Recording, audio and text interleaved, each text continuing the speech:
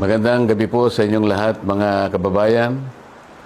Ngayong araw ay narinig po ninyo ang pagpapahayag at mga deklarasyon at testimonya ng mga dating sundalo na nagpasya na magkatipon-tipon kaninang umaga at natapos kani-kanina lang tungkol sa maanumalyang flood control projects na kinapalooban ng maraming pagdi-deliver ng napakaraming mali-maletang salapi sa iba't ibang mga tao at opisyalis ng ating bansa.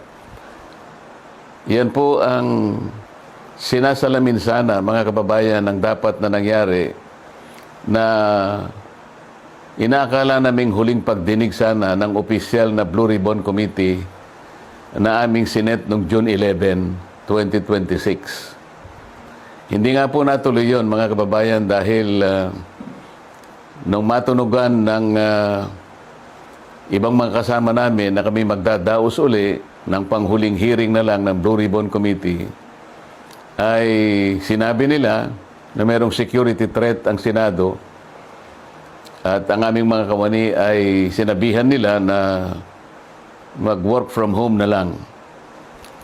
Dahil po sa security threat at nagkaroon po ng napakaraming mga tanod sa Senado at wala naman po kaming magagamit na mga kawani, hindi po natuloy yung June 11 hearing na yon. At nang dahil doon ay nagpasya ang mga kumukup-kup dun sa 18 at higit pang mga dating sundalo na maggawa na lang ng pagpapahayag na ginawa nga nila sa araw na ito. Yan pong mga narinig nyo sa araw na ito ay siyang dapat na marinig po ninyo sa isang pagdinig ng Blue Ribbon Committee na ang representasyong ito ay matagal na pong itinalaga ang kanyang kakayahan na siya ang manguna na matukoy po natin ang mga taong nasa likod ng napakamalaganap at napakamalaking nakawan sa salapi ng bayan na ganap po sa kasaysayan ng ating republika. Nang dahil po dyan ay marami po ang nagkaroon ng galit sa inyong lingkod at ako po ay kinasuhan nga ng kahit mga imbentong mga kaso.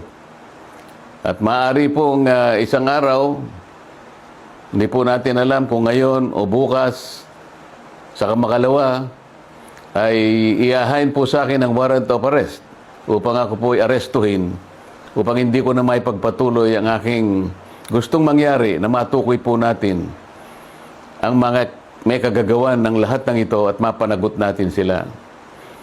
Pero wag po kayong mag-alala kahit ako po ay kanilang maaresto at maipakulong, kagaya na po ng sinasabi ko, ay hindi po tayo titigil hanggat hindi po natin natutukoy ang mga taong ito dahil kayo po talaga ang dapat pagsilbihan namin.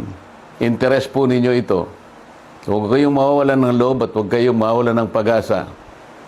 Pansamantala lang naman siguro hindi tayo magkikita ng harapan. Ngunit dahil po sa ating pakikipaglaban, alang-alang po sa interes ng ating bansa, ay kailangan tayong magkaisa. Sa tulong po ng Panginoon Diyos, magtatagumpay din po tayo. Mabuhay po kayong lahat at sana'y araw-araw ang diwa ng ating pagkakaisa ay huwag pong mawala sa bawat isa sa atin. Salamat po.